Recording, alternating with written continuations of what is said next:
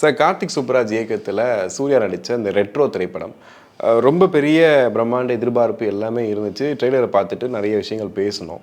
ஆனால் படம் வந்ததுக்கு அப்புறமா ஒரு 50-50 படம் நல்லா இருக்குன்னு ஒரு குரூப்பும், இல்லைங்க படம் நாங்கள் எதிர்பார்த்த அளவு இல்லை அப்படின்ற மாதிரி இருந்துச்சு. வசூலில் பெரிய சாதனைலாம் பண்ண மாட்டாங்கன்ற மாதிரி இருந்துச்சு.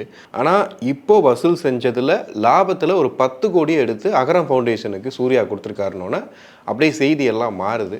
நீங்கள் அவ்வளோ ட்ரால் பண்ணுறீங்க, சூர்யா படம் வந்தாலே அந்த படம் ஓடக்கூடாதுன்னு ஒரு கூட்டம் வந்து வேலை செய்யுது, இந்த மாதிரியான விஷயங்கள்லாம் நடக்கும்போது சூர்யா எந்த நடிகரும் பண்ணாத ஒரு விஷயத்தை பண்ணிகிட்டு இருக்காரு அப்படின்ற மாதிரி ஒரு டாக் போகுது. உங்கள் பார்வை என்ன சார்? சூர்யா என்கிற நடிகன் அவருடைய சமூக பங்களிப்பை வந்து யாருமே மறுக்கவே முடியாது. நான் ஒரு 8000 பேரை படிக்க வச்சுருக்கிறேன் என்பதுதான் எனக்கு இருக்கக்கூடிய மிகப்பெரிய பெருமைன்னு அவர் சொன்னார். ஃபர்ஸ்ட் டைம் சொல்லியிருக்காரு, சொன்னது அது இது வரைக்கும் சொல்லி காட்டியதும் இல்லை. ஏனென்றால் இன்றைக்கு பல நடிகர்கள் வந்து பள்ளிக்கூட மாணவர்களுக்கு பரிசீலிப்பதனாலேயே என்னை முதலமைச்சராக்குங்கள் என்று நம்மளிடம் மன்றாடுகிறார்கள். ஒருவேளை தமிழ்நாட்டுக்கு பள்ளி மாணவியர்களுக்கு பரிசளிப்பது, அவர்களை படிக்க வைப்பது, அவர்கள் கல்விக்கு உதவி செய்வதற்காக ஒருவர் தமிழ்நாட்டுக்கு முதலமைச்சர் ஆகணும்னா சூர்யா தான் ஆகணும்.